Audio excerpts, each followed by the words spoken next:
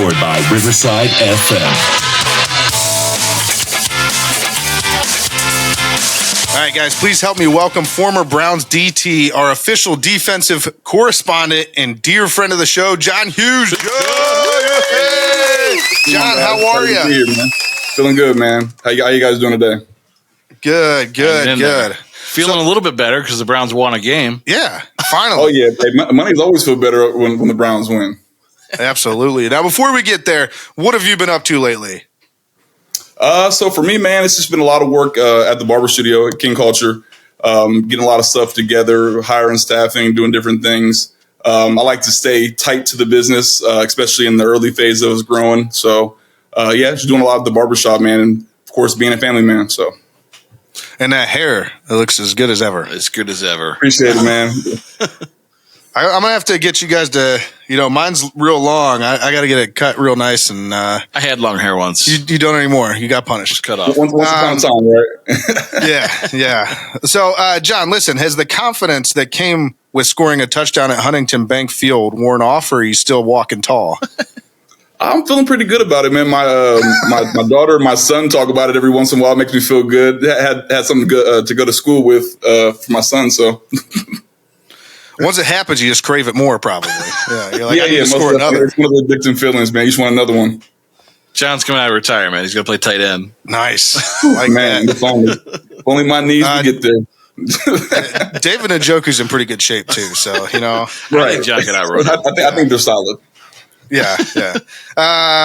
Don't sell yourself short, John. But anyways, look, besides that, I saw you've actually had a couple other appearances. I believe you were at a a soccer game fairly recently? Yeah, I was at the Columbus Crew game. It was pretty cool, man. I was the match igniter, coming out, knocking over some fake bricks, and smoke coming out and igniting the game with like a dynamite stick. It was pretty cool.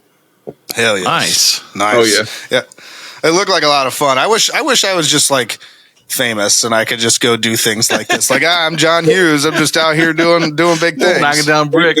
And the cool part about it now for me, after my playing days is, I have kids now, so they get to see and experience some of the cool stuff that I got to do when I was playing, at this point. So that's awesome. Yeah, that is awesome. So let's talk Browns. The defense finally came alive on Sunday.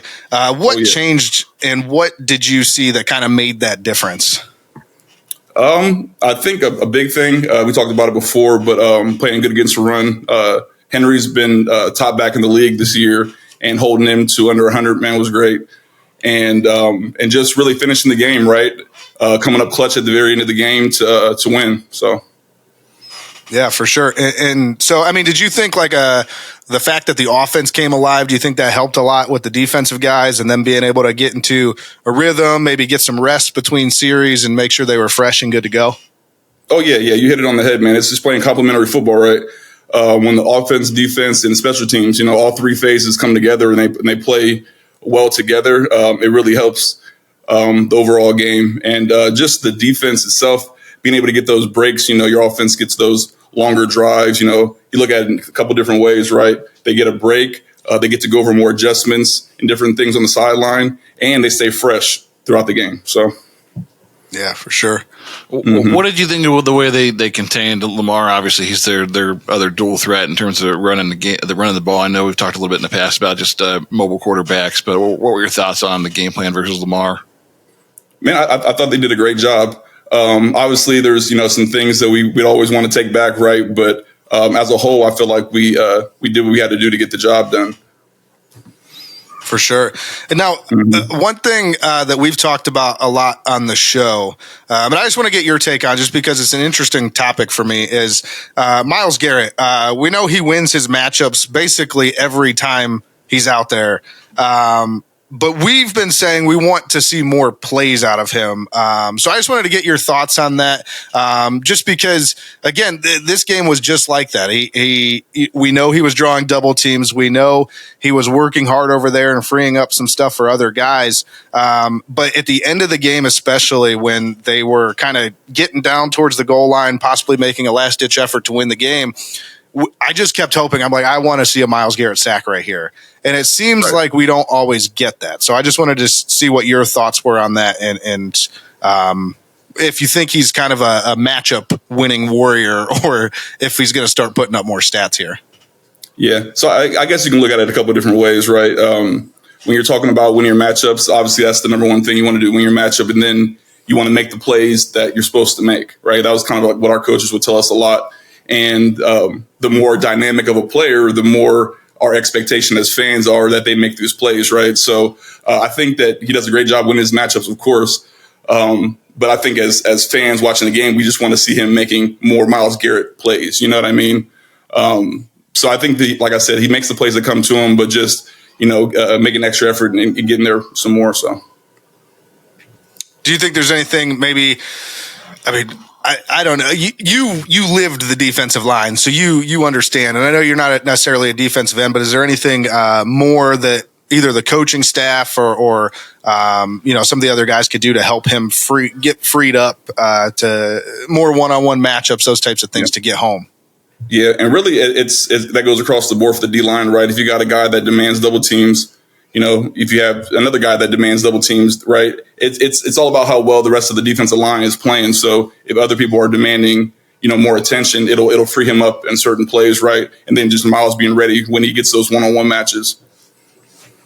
For sure. Mm-hmm. Hey, John, obviously the Browns have had a rough go here of late. Coming into this week, there was a lot of emotion over a number of things, but I think one of the things that stood out was you started to hear and talk about guys maybe being on the trade block, as Darius Smith comes to mind as one of those guys that was kind of just thrown around a lot in the rumor mill. I guess how does that play in the locker room, like during the week when you're either waiting on news for potential trades, or maybe you're one of the guys that's mentioned in that? Like, how does that play in the locker room, and how does that impact the team on game day? Yeah, so being in situations where you've been, on the losing end of the record, right? So 2-6, or 2-5, 2-6, but then also I've been on teams where, we've been playing well, winning games back to back. It does change the dynamic in the locker room, because guys start worrying about job security at that point, right? Because especially when I was in Cleveland during my time, man, like it almost felt like nobody was safe, and that almost kind of alters your play a little bit. You're playing more for like survival now than you're playing for just trying to get after it and win your the game. So it's it definitely goes a lot of different ways, man. It is a tough being in the locker room sometimes when you're in this kind of position, but really just playing through it, and guys just having to find a way to come together. I know they talk about it a lot, team chemistry, right? But it really is, especially when you have all that outside noise coming in about the fan stuff and all these different things going on. It's really just being able to lock in and focus on what's going on in the building and getting the job done. And kind of along those same lines, I know another big topic this last week. Obviously, we're past it now. Jameis came in and played well, and it seems like all's well with the world. But what were your thoughts just with Deshaun Watson going down and the reaction from the fans? Being a fan now, I'm sure you have a little bit of a unique perspective. You've been on both sides of it. So what were your thoughts when that happened? Yeah, I definitely feel for Deshaun Watson, and I hate how he went out, man. It's one of those things, especially as a former player, that devastated feeling of having a big injury, and it right on the spot. You can wait for your MRIs to come back or whatever, but as a player that went through the injury, 9 times out of 10, it's going to be a long recovery, right? So just, feeling for him and having to go through that recovery, and hoping he gets better soon, man. It's one of those things, man. You just have to, get through. But with fans, man, I'm not going to lie, it did kind of hurt the comments. Being on this side, you hear a lot more of the comments and the different things about what the fans are saying. And I just feel like you can't act like that when we're talking about the game in a whole. These guys are going out there every Sunday putting their bodies on the line for, for money, but also for your entertainment, right? So when a guy gets hurt, the last thing you want to do is kick him while he's down.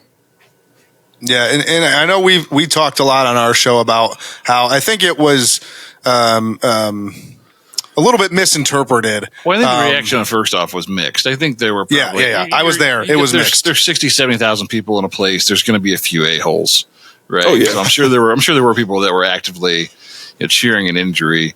But I think in large part, there's probably just a lot of pent up frustration from this team and maybe getting a chance to see Jameis or someone else play for the first time all year. So, and that's one thing.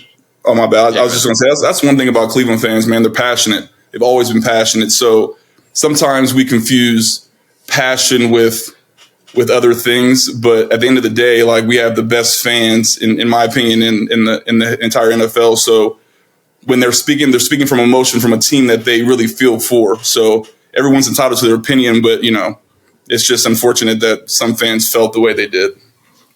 Yeah. Do you have any thoughts, I guess, either to, and not maybe even specific players, but just players in terms of like calling out fans after the game? I mean, it's a tough position, I think, to put yourself in as a player, knowing that you're going to play in front of these guys again next week and the week after, but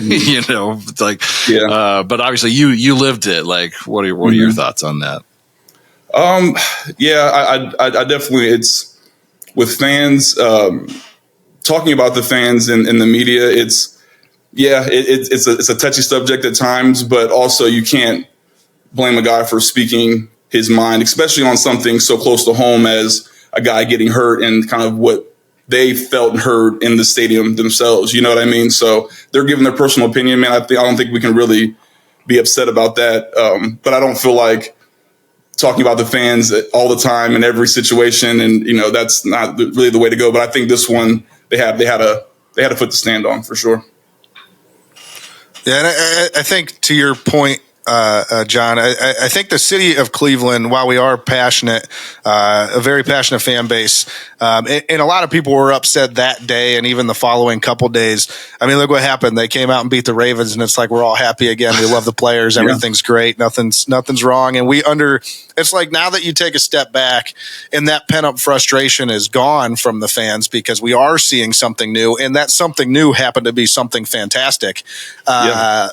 We're watching this, and now it's like all's forgiven with the players because, again, to your point, we understand that they were speaking their mind. They were standing up for a teammate, whatever the case may be, and they came out and they played well. And at the end of the day, that's what Cleveland fans want. They want our team to play well, and like you said, we're very passionate about that, and we're very invested in the team. So if that happens, we're all good. Yeah, I was happy to see Jameis get out there, man. I played with Jameis his second year when I was in Tampa. And, I knew what he was capable of, right? And it's just a matter of him getting his opportunity and taking the most of it, man. So I was happy to see him get out there and do his thing. Jameis had some interesting words for like the pregame reporters. I don't know how much you caught of that, but I guess like just knowing him more on a personal level, like is he just kind of like that all the time? Like what's his deal, man? Yeah. No, Jameis is cool, man. It's he's that guy that speaks his mind, right? You know those things that you think in your head sometimes. You're like, I don't know if I should say it. Like Jameis is going to say it, right? and that's coming from a good side, right? But I mean, I've been in some huddles and heard him some of his speeches, man. They kind of go left and right sometimes, but if you know Jameis, you know it comes from his heart. So at the end of the day, you take it and you run with it. So. It's awesome. No, it's been a lot of fun just hearing him talk in general since he's even before he was playing when he was just the backup all through the beginning part of the season. He's a vocal guy for sure. But this week the Browns they get Justin Herbert and the LA Chargers. What is the key to success for the defense this week, John? Key to success this week, a few things. I'm a big run guy, so I'm always going to say we have to eliminate the run in the beginning, making them one-dimensional. And Herbert's no slouch, so it's really about being able to put pressure on him, make him make bad decisions. Yeah, and I know he's been battling injuries throughout this year. So when you come into a game knowing a guy has a lingering injury, I mean, does that give you? Not that you're trying to hurt the guy. That's not what I'm trying to say. But does that give you more motivation to like get home and put even more pressure on him, knowing that he's uncomfortable already? Yeah, most definitely. Specifically what the injury is, right? If we got like a wrist or an arm, you know what I mean? Like we might go in there and try to swipe at the ball a little bit harder, right, or whatever it is. But knowing a guy is not at 100%, you want to what they call spot the fish. So absolutely, and That's the part of football we love. Yeah. Oh yeah.